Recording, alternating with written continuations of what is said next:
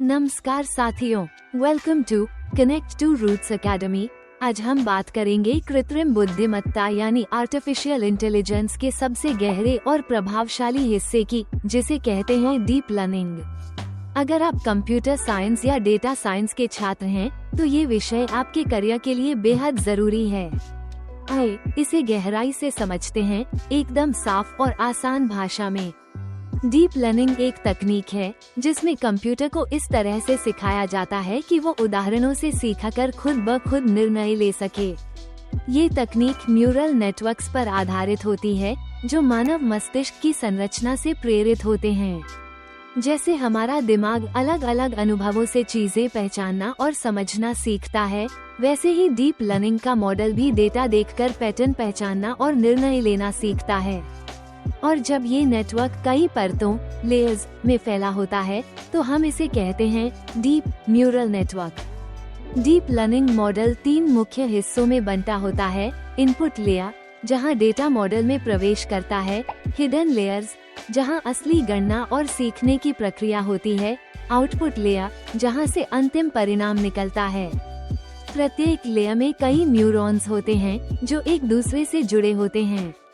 हर connection के साथ एक वजन यानी वेट जुड़ा होता है, जो ये तय करता है कि उस इनपुट की कितनी अहमियत है। जब कोई डेटा मॉडल में जाता है, तो हर लेयर में वजन के साथ उसका गुणा होता है और फिर एक एक्टिवेशन फंक्शन के जरिए ये तय किया जाता है कि आगे कौन सी जानकारी भेजी जाए। डीप लर्निंग का सबसे जरूरी हिस्सा है लर्निंग प्रोसेस यानी सीखने की प्रक्रिया। इसे हम कहते हैं बैक प्रोपेगेशन। इस प्रक्रिया में होता क्या है? सबसे पहले हम मॉडल को इनपुट और उसका सही उत्तर लेबल देते हैं। फिर इनपुट आगे की ओर बहता है, फॉरवर्ड पास, और मॉडल एक आउटपुट देता है। अब उस आउटपुट को सही उत्तर से तुलना की जाती है और एक त्रुटि एरर निकाली जाती है। यही त्रुटि पीछे की ओर जाती है और धीरे धीरे हर वजन को थोड़ा थोड़ा बदलती है, ताकि अगली बार आउटपुट सही आए। इसे ही कहते हैं ग्रेडिएंट डिसेंट तकनीक, जो न्यूनतम त्रुटि पाने के लिए वजनों को बदलती है। ये प्रक्रिया बार बार दोहराई जाती है, जिसे हम इपोक कहते हैं। हर एपोक के बाद मॉडल थोड़ा बेहतर हो जाता है। डीप लर्निंग मॉडल में सिर्फ गणना ही नहीं होती, बल्कि समझदारी भी होती है, और इसका जिम्मेदार है एक्टिवेशन फंक्शन। ये फंक्शन तय करता है कि कौन सी जानकारी अगले न्यूरॉन तक जाएगी और कौन सी नहीं। कुछ लोकप्रिय एक्टिवेशन फंक्शन हैं। सिग्मॉइड आउटपुट को 0 और 1 के बीच सीमित करता है। रीलू, जो पॉजिटिव वैल्यू को रहने देता है और नेगेटिव को 0 कर देता है। टैनेज आउटपुट को -1 से 1 के बीच रखता है। इनकी मदद से मॉडल गैर रेखीय यानी नॉनलिनियर निर्णय ले सकता है। चलिए अब बात करते हैं कुछ ऐसे क्षेत्रों की जहां डीप लर्निंग ने क्रांतिकारी बदलाव लाए हैं। चेहरे की पहचान, फेस रिकॉग्निशन, मोबाइल का फेस अनलॉक या सिक्योरिटी कैमरा।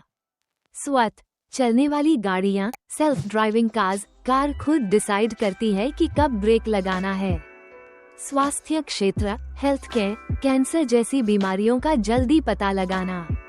भाषा अनुवाद, लैंग्वेज ट्रांसलेशन, गूगल ट्रांसलेट जैसे टूल्स।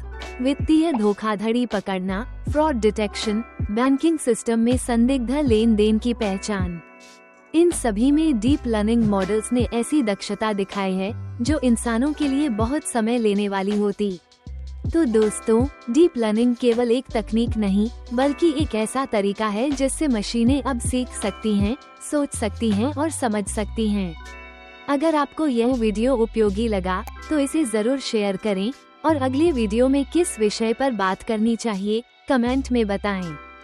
फिर मिलते हैं एक और ज्ञानवर्धक विषय के साथ। धन्यवाद और जय हिंद।